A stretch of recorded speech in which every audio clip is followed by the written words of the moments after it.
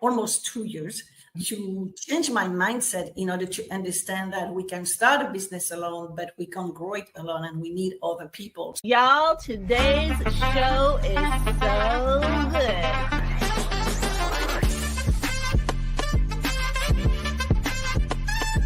But number one, I've never seen an intro like that.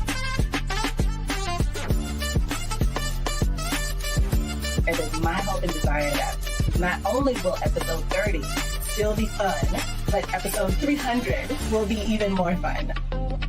You were made for something great, so go and be awesome.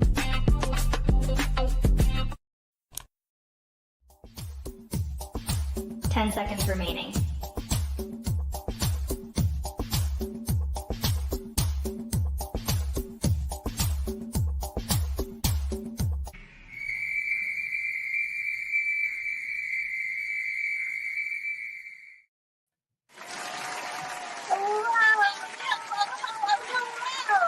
And welcome to the show. My name is Renee Hastings, and I'm your host of Renee Speaks. Y'all, today's show is going to be so good. And part of that reason is because of our amazing sponsor, Wilbron. Wilbron is Alabama's premier public relations firm. So if y'all have any PR needs, be sure to hit them up at www.wilbron.com. Now, a little bit about our guest. Our amazing guest. Y'all, Biba Padron is a business and mindset expert, author, and international speaker. She helps women entrepreneurs double or triple their revenues in 90 days with her formula: strategy, visibility, impact. Recognized with accolades like Golden Mouse Award in 2014 and featured in Forbes France and World Leaders magazine, Biba guides entrepreneurs in marketing, social media, branding, and mindset to accelerate business growth. Y'all, put your hands together for Biba Padron.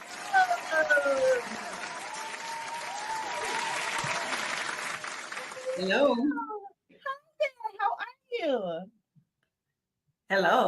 I'm so happy to be here with you, Renee, and everybody's watching. Thank you for the invitation. Absolutely, 100%. We would not have it any other way, and are so grateful that you have been able to fit us into your schedule. This is such an honor and a privilege. So thank you. I know, Biba, that I've seen you on a few different platforms where we met and got to know each other a little bit. And I'm just so thrilled, just beyond thrilled, that you took some time to share with us and our audience all the amazing things that you have to offer about not only how we can grow our business in 90 days, but also what the strategy looks like and with marketing and branding and that sort of thing. So, Biba, why don't you tell us a little bit about your journey? How did you even come to this place to even want to help women like this? Okay, thank you. First, I would like to thank you because I love the branding. I mean, I never been in a podcast where they put our branding. This is so cool. Thank you so much. This is a way to make a difference.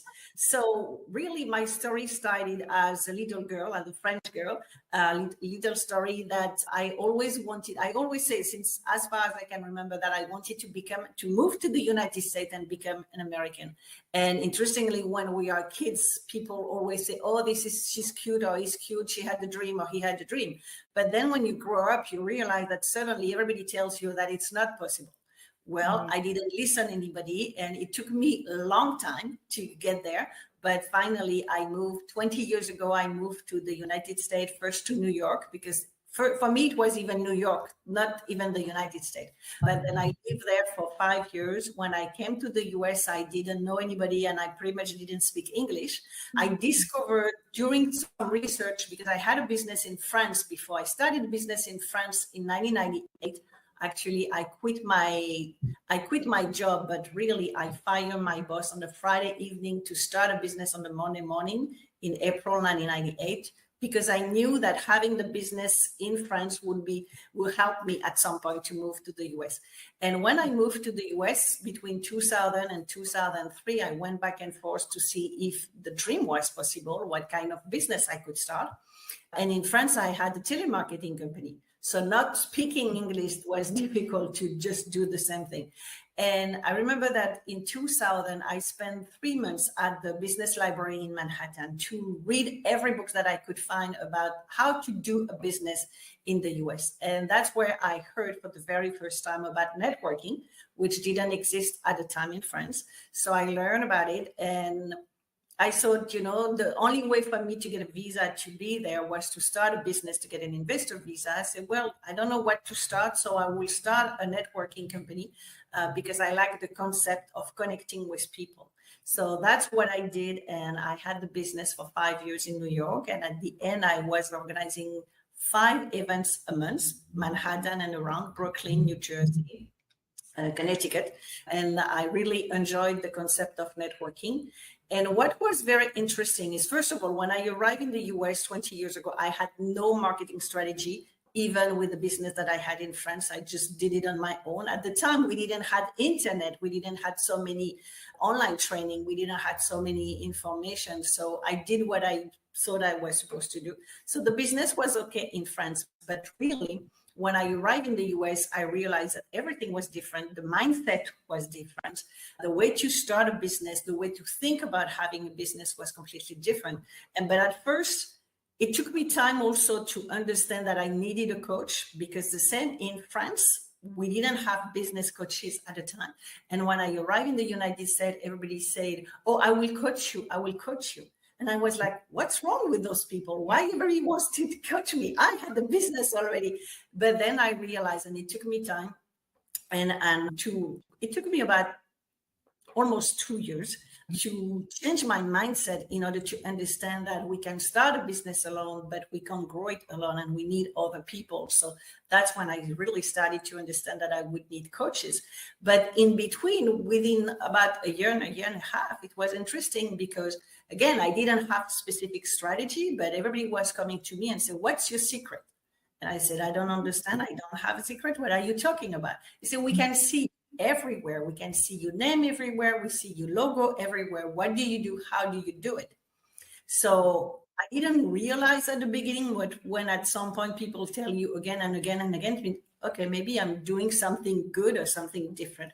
And that's how I actually started my very first online training, which was about networking, in order to show people how to network properly and how to attract clients with it. And then social media arrived. And then again, I had people say, what's your secret? We can see you everywhere in French and in English. How you spending the whole day on Facebook? It was Facebook and LinkedIn at the time. And I said, no, I only spend 15 minutes a day on social media. And that's how I get international clients.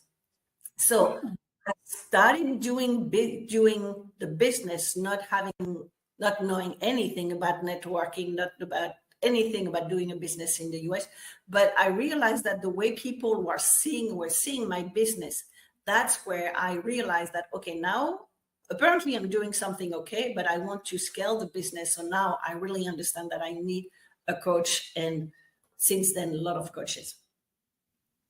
Wow. Well, what a journey. What an incredible journey. And there's so many things that you said that just kind of stuck out to me. Like, you can start a business on your own, but you can't build a business on your own. You need people. And that includes networking, which some people, Biba, I don't know if you would agree with this, but some people find networking very challenging, especially if they're like in a face-to-face environment with people that they don't know. How do you coach somebody or train somebody how to get comfortable in that situation to make the most of it and actually get a client out of it? Well, actually, the issue, and even if at least in France, we think that Americans people are born with networking because you start networking at school, like kindergarten or something, which is not the case here in France. But what is interesting is that I still notice, and even after organizing networking for 5 years, that a lot of people are confused between networking and selling. because they go to the events thinking that I'm going over there, I will mention what I do, and I will find the clients. Well, networking is not selling. Networking is really the place where you go to introduce yourself. You speak with people and you listen to the people. You don't. I always said, and maybe because I was new to networking, maybe I had a different approach, but I said, I'm not even here to speak about me. I'm here to ask you questions and to understand what you do and how I can help you. And if I can help you in any way, even if it has nothing to do with my business, for me, that's networking. And that's the way that I did networking. And then it was interesting because very quickly also people used to call me the connection queen, which I hated at the beginning. I said, I'm not a queen. I pretty much not understand much networking. But then I understood the reason why I'm telling that, because I was always connecting people during the events, between the events, and always trying to help others. So when you become a resource for people, that's become completely different, and you have a different approach. And then the other things is most of the time people who go to networking, they don't follow up.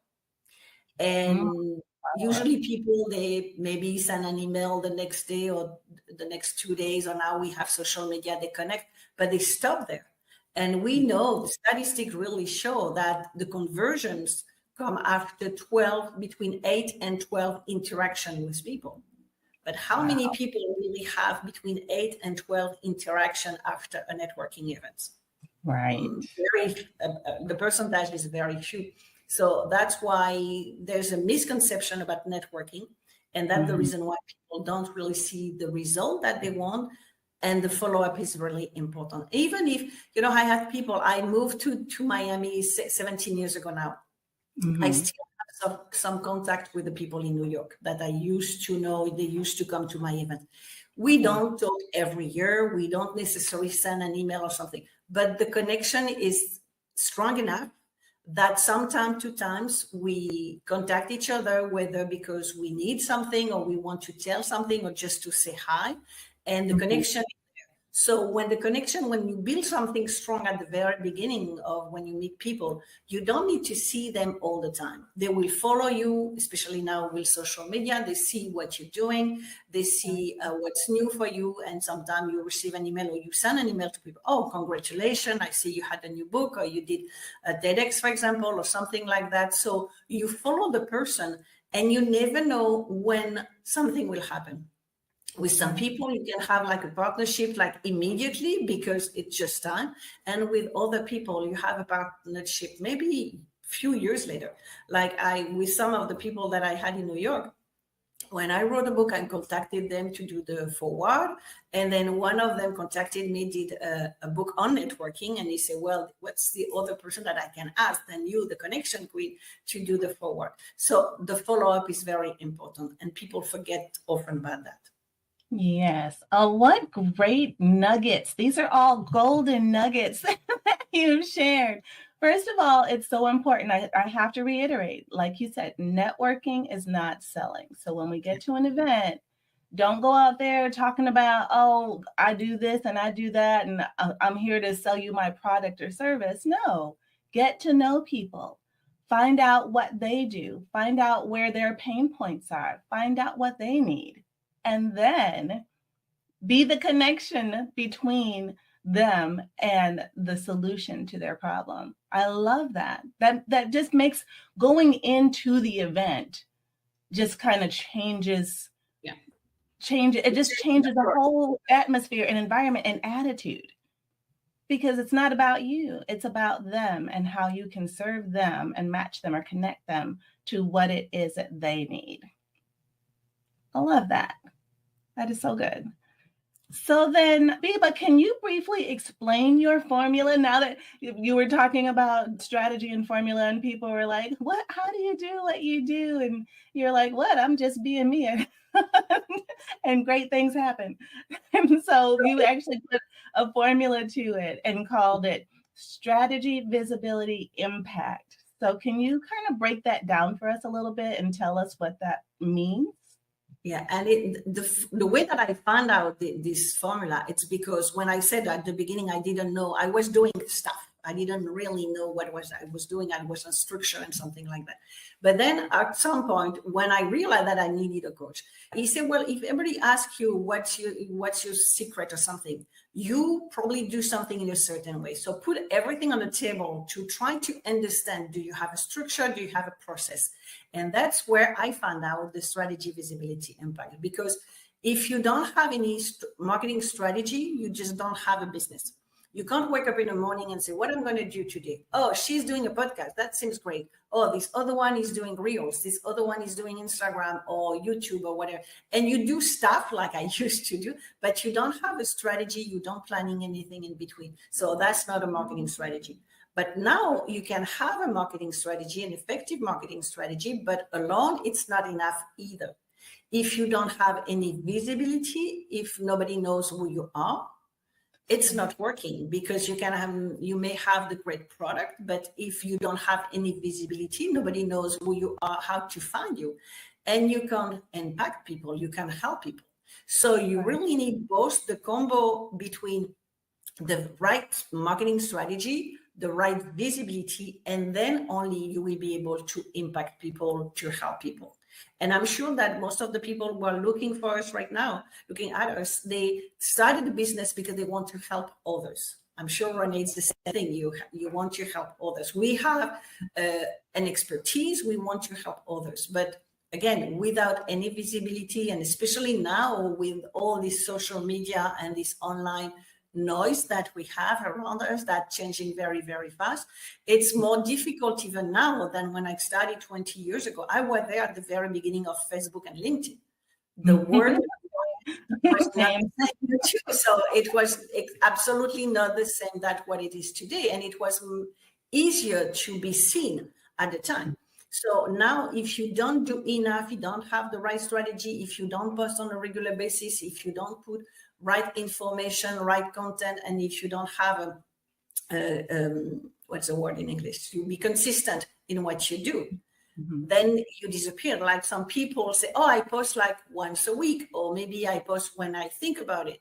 Well, with the algorithm, it doesn't show anything. So very important to have this strategy with the visibility, and then using that formula, my formula, strategy, visibility, impact. That's how I help my clients to double or triple their revenue.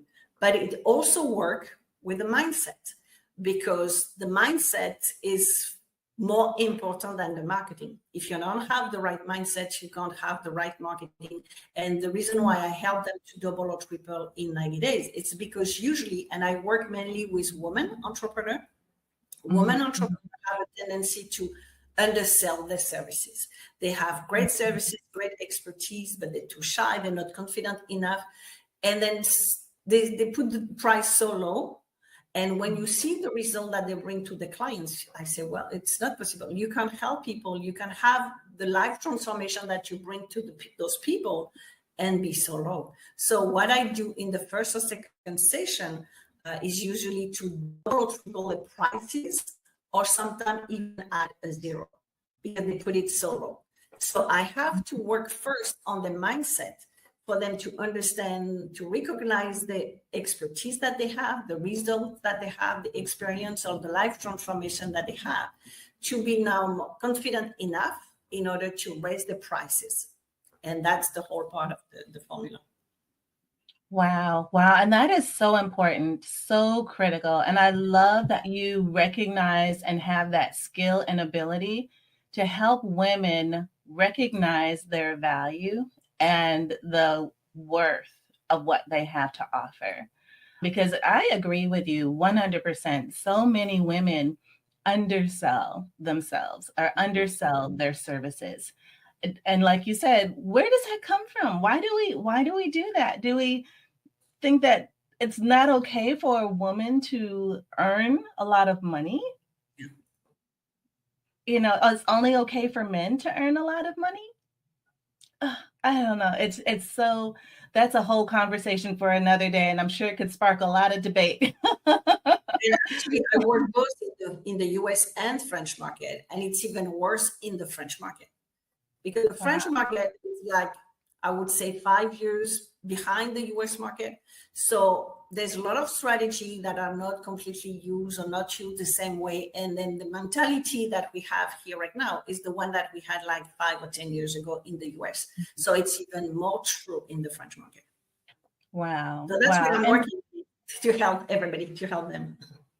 Right, absolutely. And then too, I think one of the parts of understanding where that comes from, that mentality, that mindset, it's also relative, because the way I understand it is, like, if you grew up poor and you all of a sudden have this opportunity to make $1,000 a day, then that just seems so unbelievable, like so far-fetched. Like that could never happen in a million bazillion years.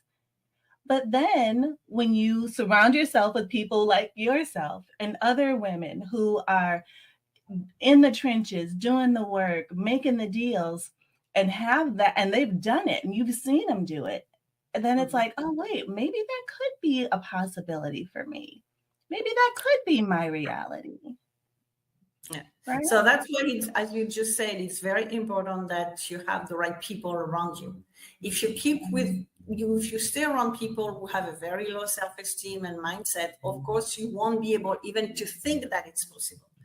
That's exactly what happened to me 20 years ago when I moved from France to the US, because the mindset was completely different. Actually, in France, we don't even have a word to translate mindset. So kind of find one which is état d'esprit, but which for me doesn't even represent what means mindset. So when I speak in French, I said état d'esprit XXL because or 10x, because you have to understand it goes much lower than that.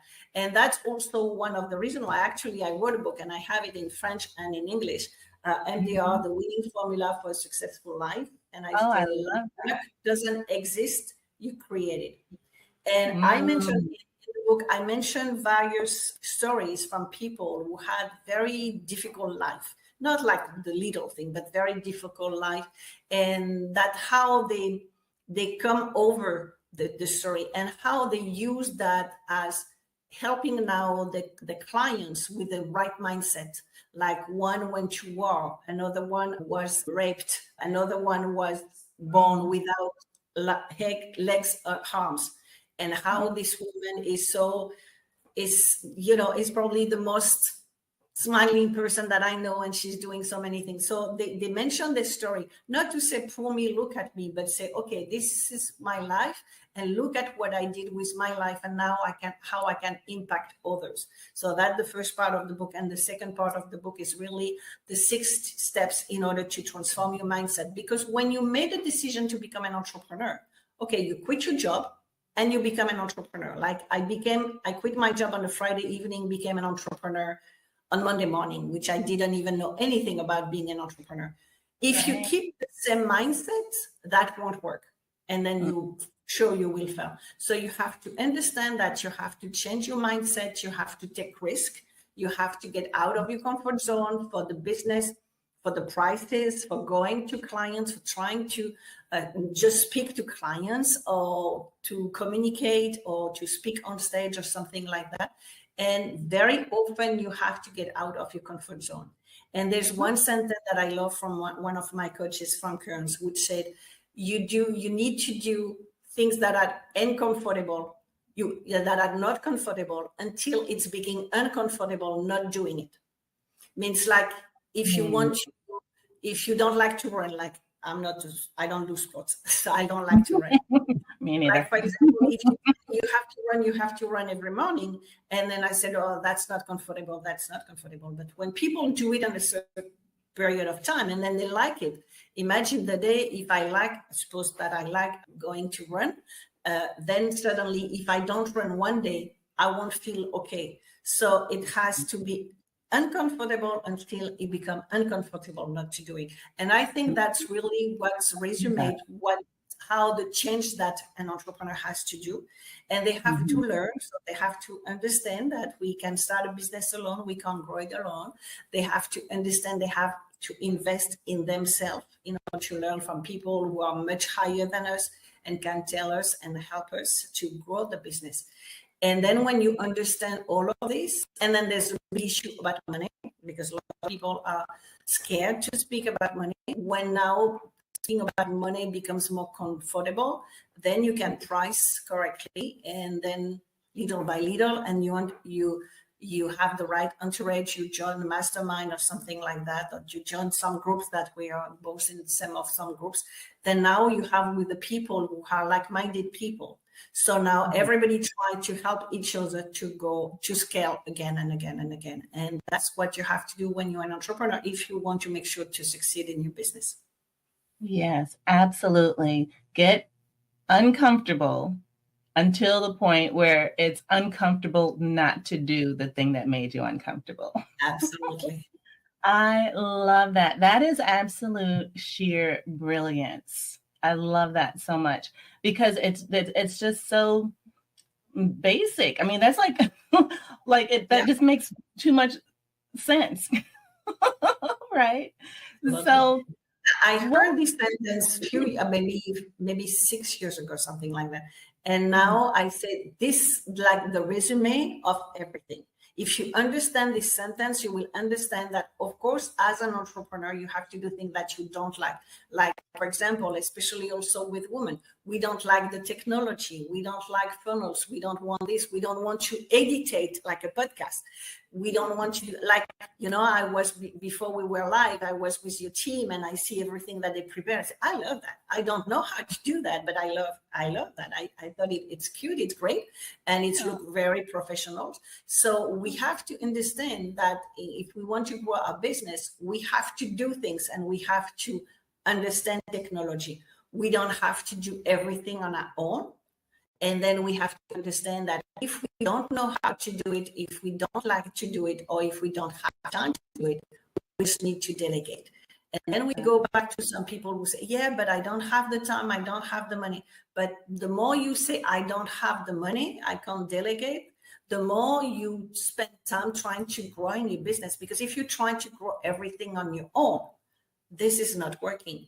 And I remember when I finally made the decision after my first year in the US, and again, I had a business since 1998, and I started the business in 2003. It took me like about a year to understand, okay, to change my mindset.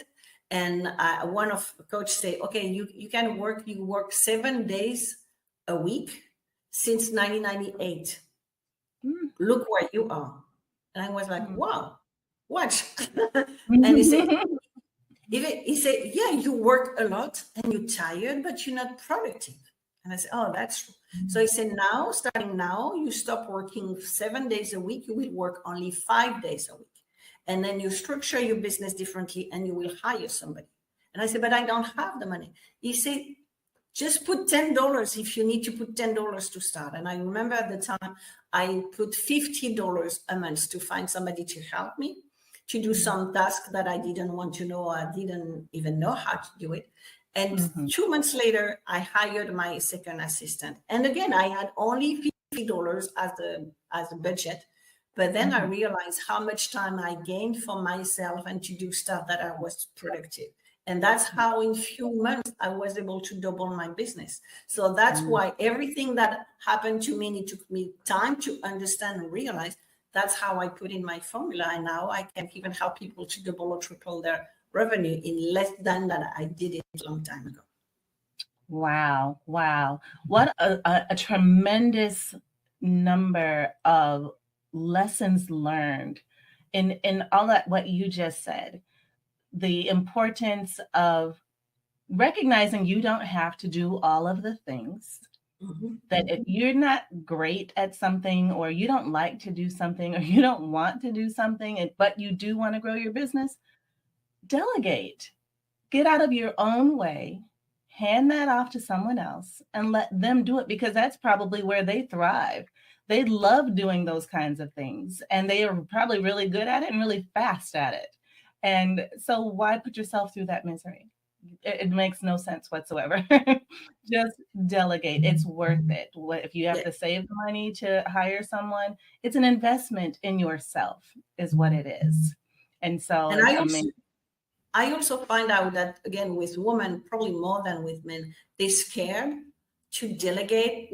The money is an issue, but then they're scared. They don't know where to find people. They don't know everything. And then it's difficult to find somebody who know you enough to understand your business, and you don't have to change the freelance of over and over and over. And actually just thinking about everything that my clients told me in the last few years, that I recently with a friend, we started a marketing agency to help them, to show them that yes, you have to delegate. You don't have, we want to help you to create the team for you that will follow you. I have freelance. I have two of the freelance that I work with for the past 10 years. And I find them on Fiverr 10 years ago. One is the graphic designer, and the other one is the person who correct my English when I write something.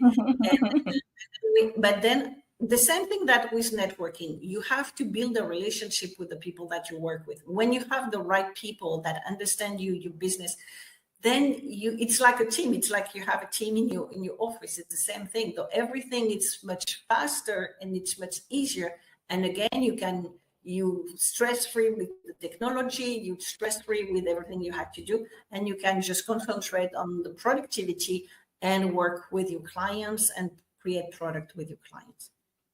Absolutely, 100%. You and I are like right here seeing eye to eye on every single thing, every single point, spot on. And even when I was starting my business, I own an executive business, is Executive Help Now, and it's a virtual assistant service agency. But before I started the business, I too was looking for someone to help me, and I reached out to the folks on Fiverr and things like that. And it was kind of a hit or miss, but it was like trying to get through the sea of so many people and trying to, okay, you kind of like throw, a dart and see who might be the right fit and hope that it works and things like that. So I've been there, done that, and absolutely understand that if they're just getting started, when like I was just getting started, that is certainly a place to start. But if they want to cut through all of that and just hire some people who already know what they're doing, then they can certainly give us a call. And that's what I said at the beginning. We have an expertise. We started business because we want to help others. So I don't know if you work mainly with women or if you work with men also, but we know that even whether it's French, US or other countries, the confidence of the woman are lower. So they need probably more help. And that's why also we have to help each other as women, not trying to see each other as a competition, but see each other and how we can help each other. And we can do a lot more that way. Oh, so beautifully stated. You're like melting my heart, Biba. I'm so right there with you. I believe that I am for women. Of course, we have male and female clients, but we have to support one another. We have to be there for one another. We need to collaborate with one another and celebrate one another's successes together. We're all in this together and here to help. We are experts at what we do. And when you bring all this expertise together, it's just brilliance for every person it touches. So, Biba, this has been so amazing, so fantastic. I had some more questions for you, but I see we're running out of time. We definitely want to stay in touch with you. So if you could share with us how we can stay in touch, that would be fantastic. Well, the best way to find me is either to go on Facebook or LinkedIn and you just put Biba Petron and you will find me. And I know that your team have everything ready. And this is my website. So my website is also bibapetron.com/US if you want to arrive in the US version. And I have a free ebook also that I'm offering to people speaking about technology, because the technology that right here, I love this. I never been in a podcast like I love it. Where really this is the big issue. Again, probably for women, you see that it's girly, but it's interesting because for our marketing agency that we recently started, we said we do everything mainly for women in French, English, and Spanish, but our first clients were the men. So we accept men, of course, but really the technology usually stops people of doing something.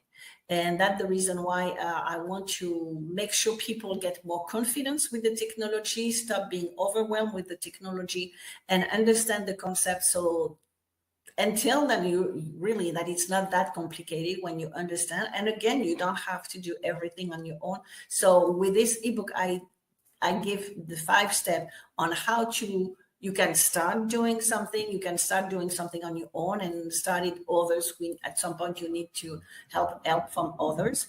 And because when you get more comfortable with the technology, you can automate your business and you can really scale. Speaking about scaling the business, that's when you will be really able to scale your business, when you understand everything and you can put your business on autopilot.